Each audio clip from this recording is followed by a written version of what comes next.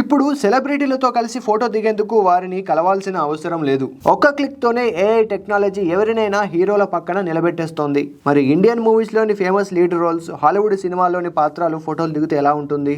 Avatar సినిమాలోని Jake సల్లీ పాత్ర Indian సిరీ characters తో కలిసి ఫోటో దిగినట్లుగా ఎవరో ఏఐలో క్రియేట్ చేయడంతో అది కాస్త వైరల్ గా మారింది. అవతార్ మూవీ విడుదల సమయంలో ఏఐ వీడియో మరింత పాపులర్ అయ్యింది.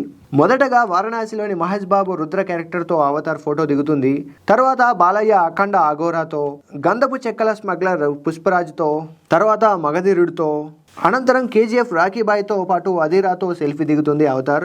అక్కడి నుంచి చిట్టిది రోబోట్తో సెల్ఫీ దిగుతుంది అవతార్. తర్వాత మహేష్మతి బ్రదర్స్ మహేంద్ర బాహుబలితో పాటు బల్లాల దేవతో యుద్ధ క్షేత్రంలో సెల్ఫీ దిగుతుంది. అనంతరం శత్రువులకు చుక్కులు చూపించే సలార్తో, తర్వాత స్పై ఏజెంట్ విక్రమ్తో, మన్యం వీరుడు కాంతారా రిషబ్ శెట్టితో, దేవరతో సెల్ఫీ దిగి కథ వినబోయాడు. కానీ అటు తర్వాత భీమతో భీకర పోరాటం చేసిన రామరాజుతో సెల్ఫీ దిగే పని ఉండడంతో అక్కడి నుంచి పాస్ అవుతాడు. అనంతరం AK-47 పట్టుకుని డేంజర్ గా నిలబడిన యానిమల్ తో ఫైనల్ గా బింబిసారుడితో సెల్ఫీ దిగి పాండవర గ్రహానికి వెళ్ళిపోతాడు అవతార్ జాక్ సల్లీ.